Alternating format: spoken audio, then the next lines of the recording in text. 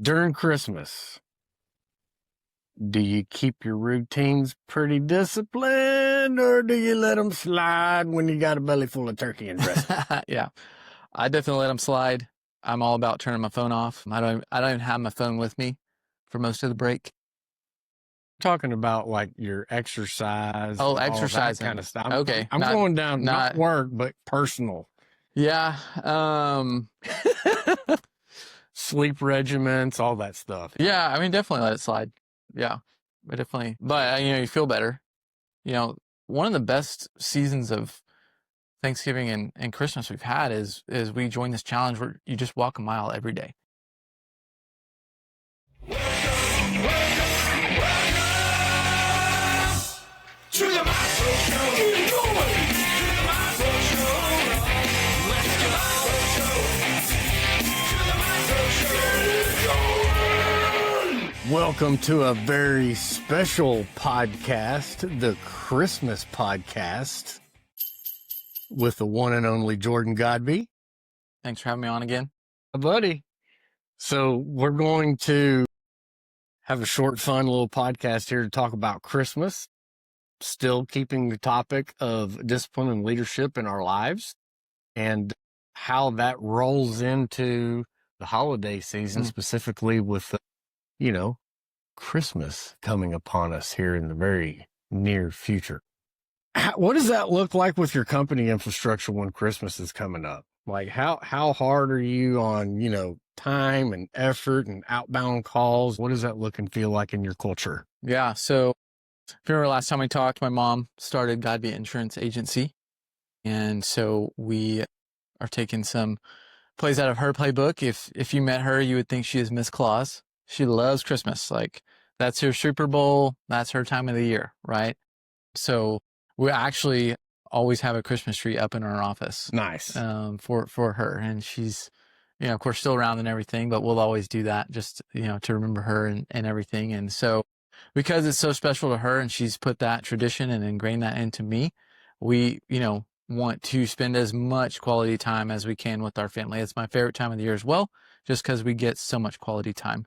And so, the biggest thing we do, and we've done it every year, and it's hard, and it gets harder every year, to be honest, because we get bigger, and, we keep saying we're a small business with big business problems. So it just gets harder because we're getting bigger and growing, which is great. But we take off typically from the 23rd of December, so Christmas Eve, through January 2nd. And so it's 2 weeks roughly. So that's my favorite thing and most intentional thing we do. We do have some like spot check-ins. Everyone works from home. We just check in and make sure nothing's on fire. No one needs help. Nothing serious going on. Right. But we really want everyone to get away from their emails, get away from the admin work and the daily responsibilities, and be with their family and just have time to rest and get back to who they are. And what we've seen is they actually come back happier and healthier and ready to go. Ready to work. Had enough family. Last year, I had a client. He's been my client for a long time. Probably one of my first clients. They went and bought a car on Christmas Eve, and for some reason, they couldn't add it to the policy on their end and tried, and so called the office. No one answered, and so they had to go and get a different policy for their auto insurance, and ended up moving the home policy as well, and all their other stuff. And I didn't know about it because I've cut myself off, and I guess I found out about it when we did our check-in. But man, I found out about it. We lost a valued client, and I'm sure we'll get him back and everything. And he was sorry about it too. But you get back to the office and you're like, you lost business, right? That's the goal. We got to grow our business and get bigger, better, faster, stronger. And we did. We lost business, and in that moment when I found that out, I was like, man, well, that's kind of the point. Is we are turning it off so that we can be with our family. And, that was the consequence of that, but it was worth it. And it feels weird to say that. Yeah. But man, if not to say, that client needed that help at that time, but where was I at on Christmas Eve? If I would have had my phone on me and been plugged in, man, that could have put me on tilt and changed my kids' Christmas experience and, Mhm. and my quality time with my family. So it was hard. It's hard to do, but it's worth it. We do have to detach. And yeah, sometimes it stings. I've got similar stories of detaching and not connecting as quickly as clients expect. And so thankfully, with technology and systems and processes that are available today, things like that add additional value to investing in those types of things so that it'll free up time. Boy, that is the number one thing. That is the most valuable thing to me is time, especially now. Whew. I think about how important time is often, Yeah. So especially going to bed early. Dude, like I do that on purpose so that I can have effective time the next day. Because, a lot of times, most of the stuff we want to do at night is going to mess up the next day. It's going to start it off later. Mornings and all that stuff is my favorite part of the day. But anyways. You ever heard the saying? I don't know who originated it, but it talks about time, energy, and money. And when you're young, you have all the time and energy that you want. And then when you get in the middle of your life, you have all the time, or you have all the money and energy, but no time. And then when you get to the end of your life, you have all the time and money, but no energy. And so I'm always trying to think of like, okay, how can I because I'm in the middle of my life. So how can I've got a business going and I got the energy still. How can I buy my time back? Mm-hmm. By taking off at Christmas. Yeah. We actually do the same thing. We take off as long as we're not slammed. I did have 3 years in a row where I was actually on a roof, New Year's Eve, wrapping things up.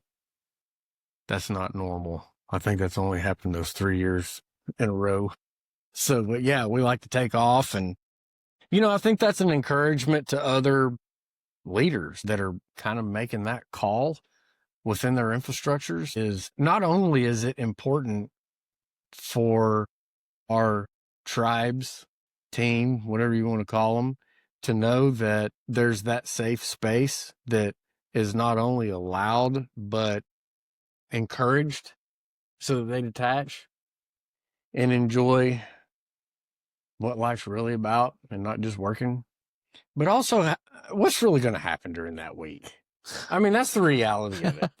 It's a good week. Do you think you're ever going to be able to get somebody on the horn to do an insurance audit on their book of business with you between Christmas and New Year's? Right. It ain't happening. Nobody's going to talk to us about their roofs unless it's leaking, or nobody's going to want to talk to you unless they want to add a car or they got an accident. Right. Communicating that with the team has been beneficial for me because then I always like to explain the why. I don't like to just train and teach facts. I like to explain the why behind things because then you're not having to compartmentalize a bunch of data that you can pull out and remember. And I've never been good at that anyways. But if you understand why and the philosophy behind it, and then it resonates longer and deeper is what I've realized. Yeah. Right. So if I explain to everyone why we're taking it off and why that's fantastic, now they don't have the pressure. I don't have the pressure. And then to your point, it could have messed the Christmas up with your kids if you were over here texting and calling while they're trying to open up a gift or whatever that may be. That's really cool. You're just missing that experience that they're going through. So what are some things that you've done other than revealing this amazing sweater that you have on to keep the focus on Christ during Christmas? Yeah. Now I thought I actually had this last year and I thought I was going to win our company Christmas sweater, but my assistant made a sweater with my face on it. Won it. Beat me. Was it a ridiculously large mustache on Santa Claus? No, it was me. It was my picture. It was you? It was me. Yeah. It was a picture of me on the sweater. Wow. Yeah. It's pretty great. Nice. I need to pull it back out. So that was like a company vote on who got the craziest Christmas sweater? Nice. Yeah. I mean, keeping the focus on Christ and man, I just say this not shamefully, but I don't know, a better word right now is, man, we really just started praying at the beginning of our week. And, man, I just like, don't know why. I've been doing this for 8 years, going on 9 years now. And, I don't know why I haven't been doing that. I truly believe prayer works and God is real and we all matter to him. And man, given that space for our employees to ask for prayer and then pray for them, it changes the mood of the week. So that's probably the most important thing that we've been doing. And I like what you said. I think I'm going to take that and explain the why. Explain why we are taking off for Christmas. It is to celebrate Christ and to remember him, not to get presents and eat a bunch of food or Santa Claus. Show your shirt, man. You want to make me show that? Santa's should not real. That's so funny. That's why I was I laughing. need to put a originally. disclaimer on here in case any kids are watching. Wow. Yeah. They're learning a lot earlier than we did growing up. I remember like my parents hung on to that for a long time. Yeah. About Santa Claus. And I remember my dad throwing ice cubes on the roof or something like that. Ooh, it's Rudolph, or whatever. And, we don't see that too long now. Like, it seems like all the kids pretty much got it figured out in grade school. Yeah, there's definitely a culture shift there of, should you or should you not, tell your kids about Santa Claus, and we've kind of taken the approach of when they ask, say like, oh, have you figured out the secret about Santa yet? And letting them, arrive at that answer. Yeah. So, and we actually were kind of trying really hard with our oldest to not, put the limelight on Santa. It's still doing it, still having fun, still enjoying that tradition, but not making it a big deal.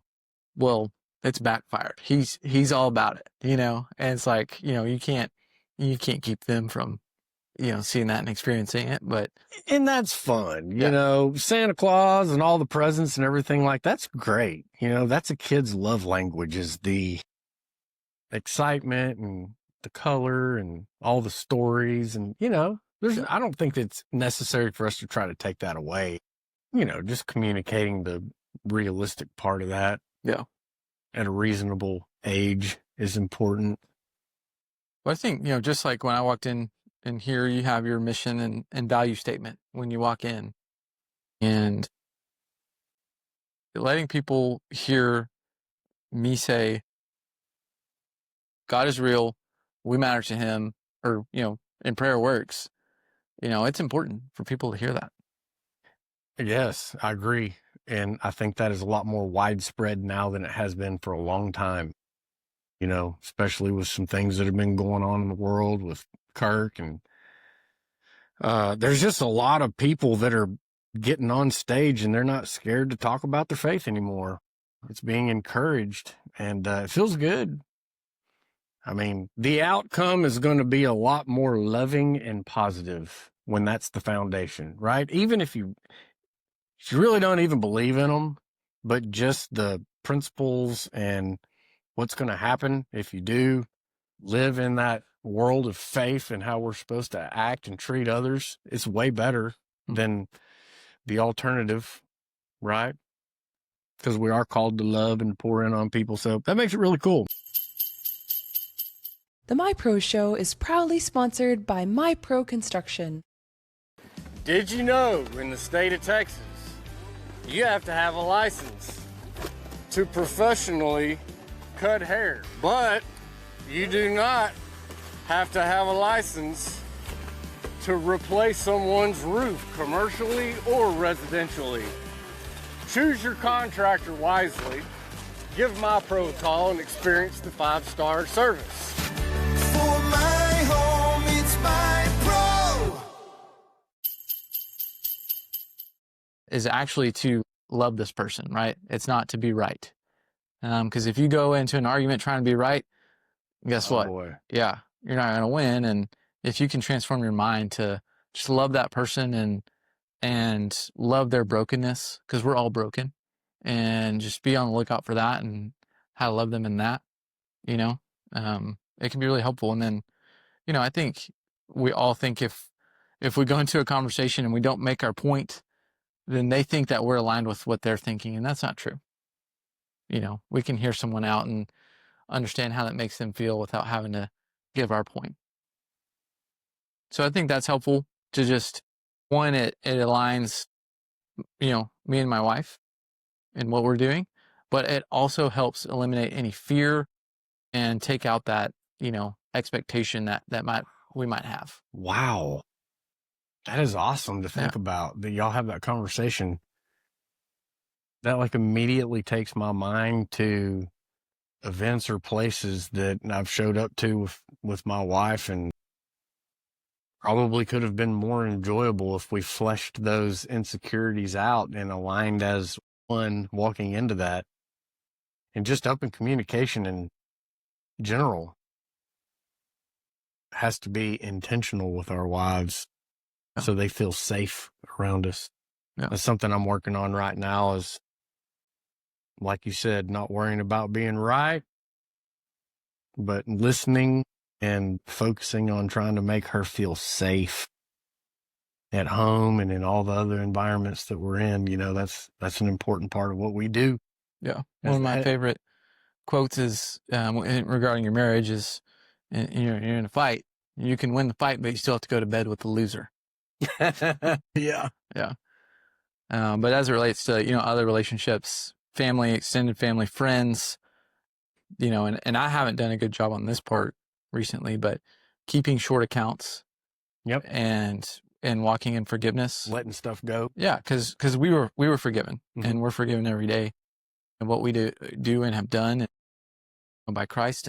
And so if we're not forgiving, you know, we're not living out what we've been, you know, given and received. Yeah. Do you think you're pretty good at it? You think you're getting better at that?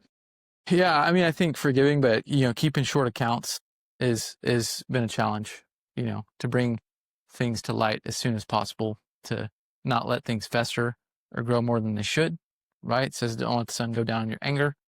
Well, it's serious. You should go, you know, resolve any conflict that you have with people, and have reconciliation. And I think this is the part I'm learning, that reconciliation, let's say we have a disagreement or argument, me reconciling with you is actually not the goal or the most important part, but you reconciling with Christ and me reconciling with Christ is the most important part in that, you know, when you're coming together.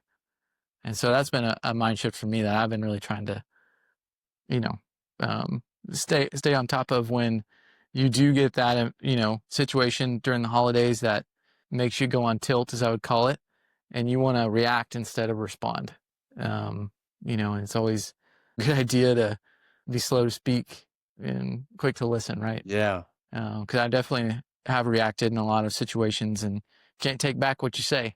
That's right. But you can respond, and, you know, getting salesy, I think it's always good to answer a question with a question, you know, and that's a good way to respond versus react. That's good. Yeah.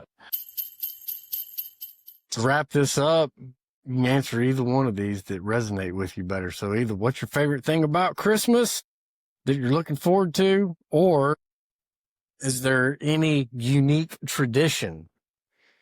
So which one of those do you think which one of those questions resonates most with you? Yeah, I think I answer both quickly. If, you know, I think the presents and the tree and not waking up early is fun and great, but man, when the dust settles, all the presents are unwrapped and the trash is gone and dishes are put away, and, you know, all the, you know, hype of Christmas is gone, and you're just there with your family and you have space to play on the ground with your boys and their toys and everything's going on, man, that's gold. Mm-hmm. You can't replace that. Those are great memories.